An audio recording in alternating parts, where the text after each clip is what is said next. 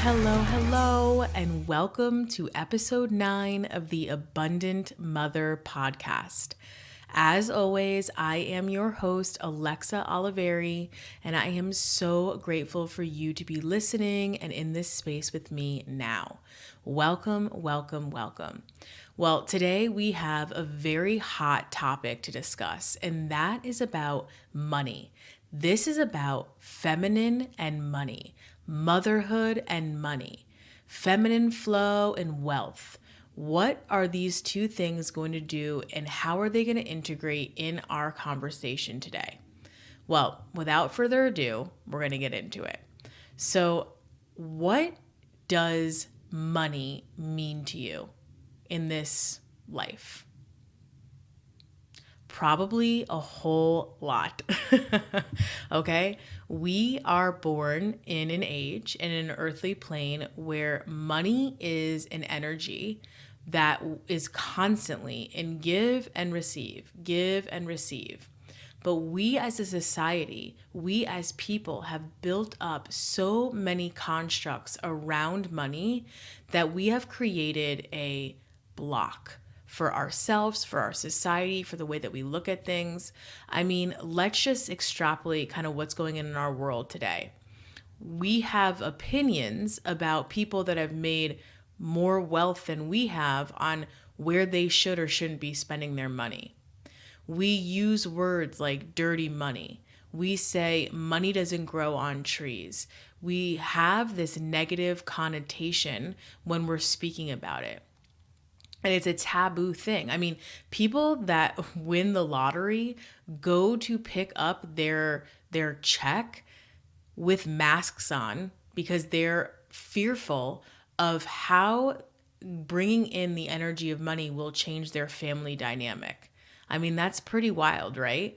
So this is a conversation for us to air out any feelings that you have about money that are not yours. And it's really important that we're integrating the feminine in this. And that's why I bring in the word mother, because usually in the yesteryear, those two things never ever integrated together. Mother and money, it was almost unheard of. I was having a conversation today about how I don't think a woman was approved to have a credit card until like 1958.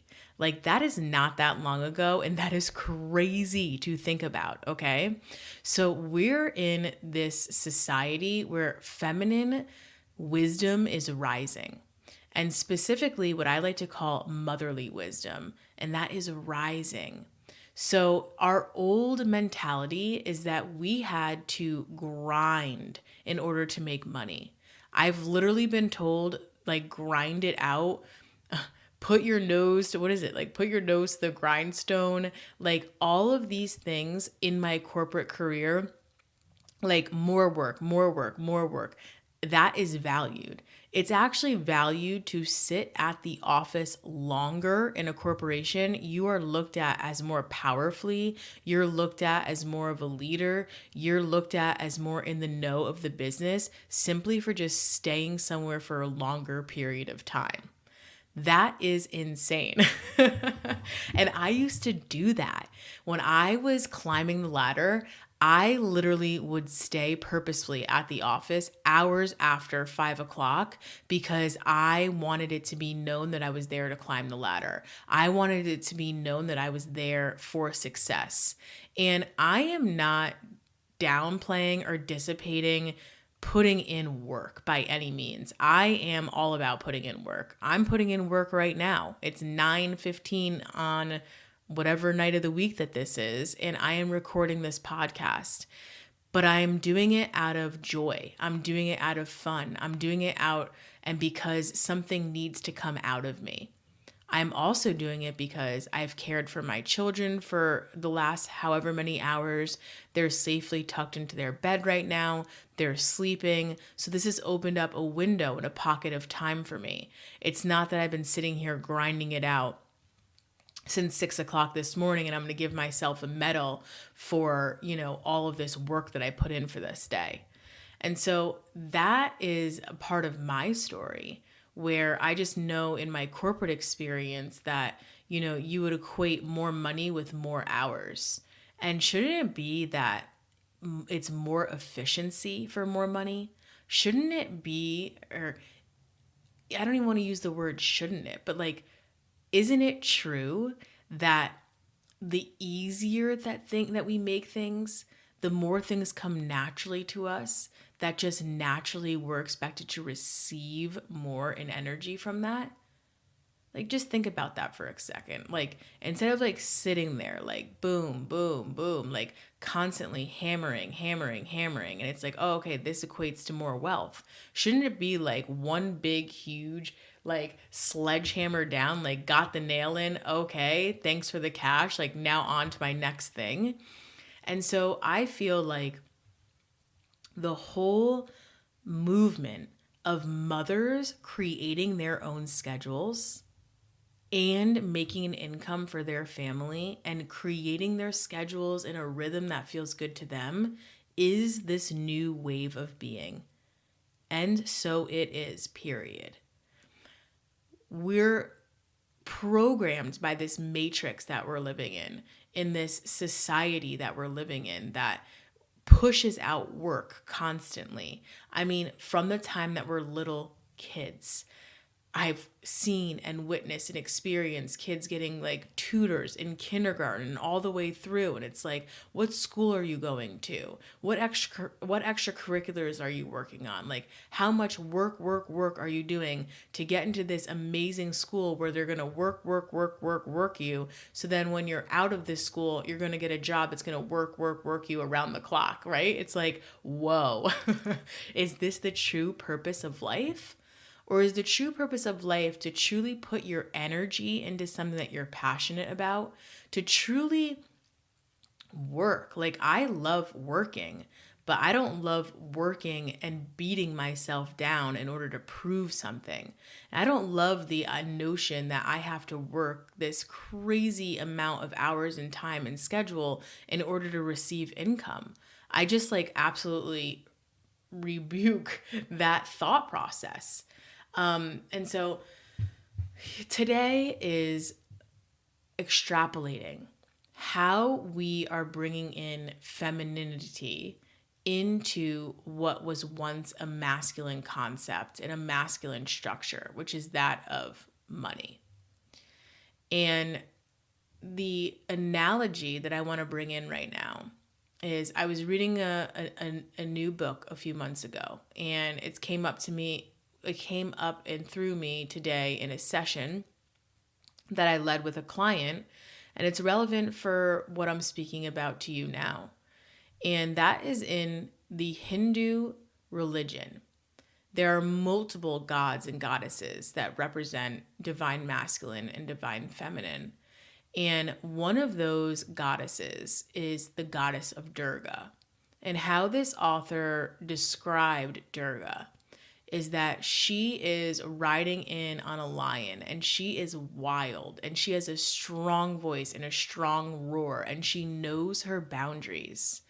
And to me, that speaks into this mother essence of someone that's coming in, riding on a horse. You know that you're not going to let anybody F with your cubs. You know what your boundaries are. And if you don't, side note, if you're not sure what your boundaries are, if you don't have your roar yet, come and talk to me. We are going to get you set up. You are destined to hear yourself roar and to put that in place, not only for yourself, for your family, for your children, for our world, all of that stuff. So that was a side tangent. But number one, you have to solidify a boundary and the strength about you in order to move into the next goddess. And the next goddess is my absolute fave. I have resonated with her for years before I was even fully aware of what it was that she represented. And that is the goddess of Lakshmi. And Lakshmi is a beautiful goddess. And she oftentimes comes with the color gold wrapped around her. And she represents fertility and abundance and the richness and the sensuality of life. All of the beauty of life. And in my mind's eye, You cannot arrive to the area of Lakshmi, to the full on goddess within you of Lakshmi, until you have solidified Durga inside of yourself, until you have solidified that boundary and that structure. And I look at this as the marrying of the divine feminine and the divine masculine. Because when masculine is in its power, when it's in its best harmony, a masculine container is all about a structure, is all about protection, is all about a foundation. And those things are so important to have when we are in our feminine of receiving, of earning, of flowing. And so this is where we get to do this beautiful dance of you have inside of you masculine and feminine energy. Everywhere you see in life is a reflection of masculine and feminine energy. A male, your husband, has divine feminine energy within him. It's all about how we express ourselves and how our world expresses itself to us, that we can actually see this, dance with this, and come into play with this.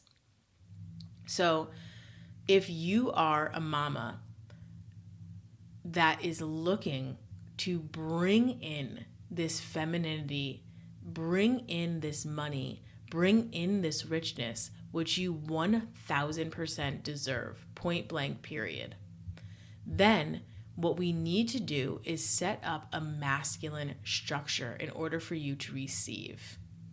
And the best way that I could describe this to you as a visualization is you can have a multitude of flow and a dance and all this stuff going on paper. But if you don't have a circle around this paper and these dots, this flow is going everywhere, then it is chaotic. But if you have a structure, if you have something around this dance, okay, this is where all of this flow, this dance, these movements of these dots are going to take place. Then there's a space to have this freedom, because there's a protection in that. And freedom without protection is chaos, and protection without freedom is nothing. It's lifeless, it's stagnant. And so both of these things have to be in place in order for us to fully live and be into the richness of life.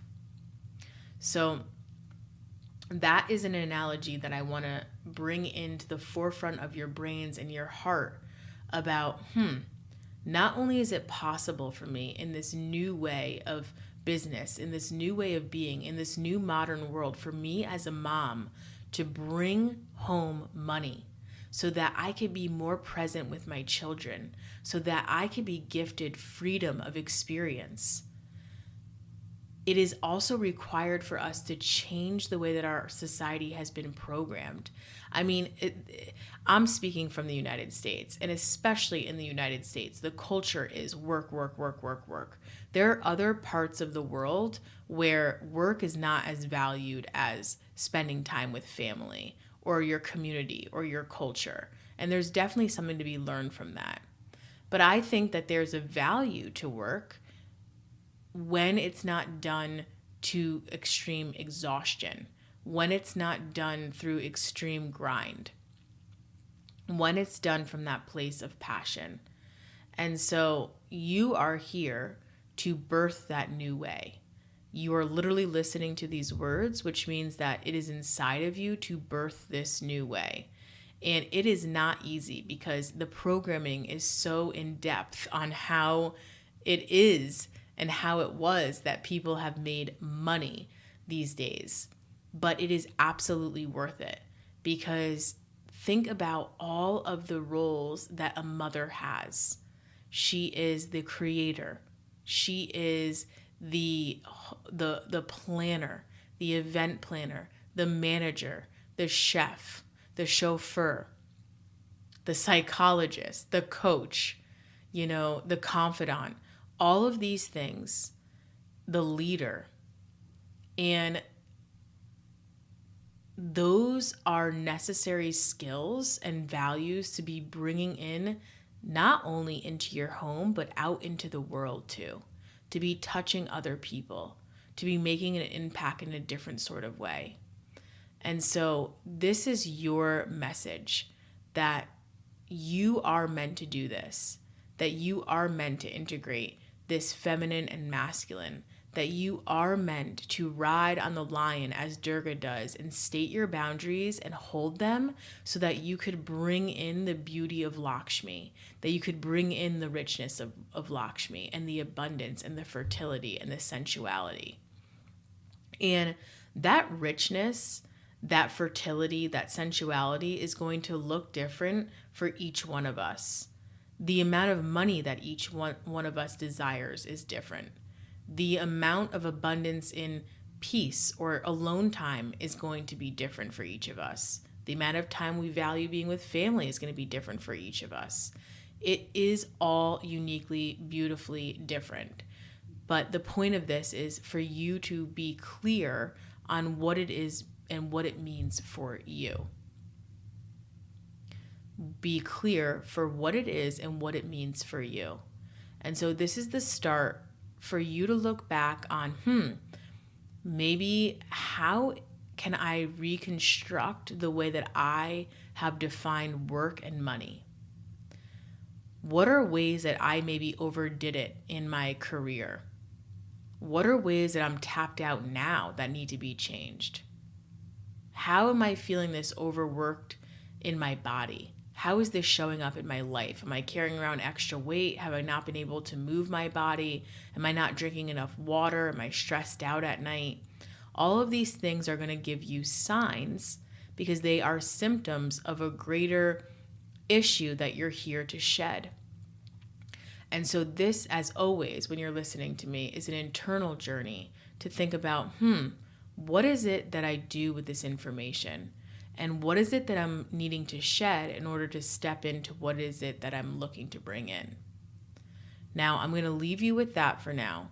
And I'm going to do a part 2 of this episode because I'm going to be doing like a million variations of this episode, to be honest with you, because I'm all about abundance. I'm all about teaching abundance.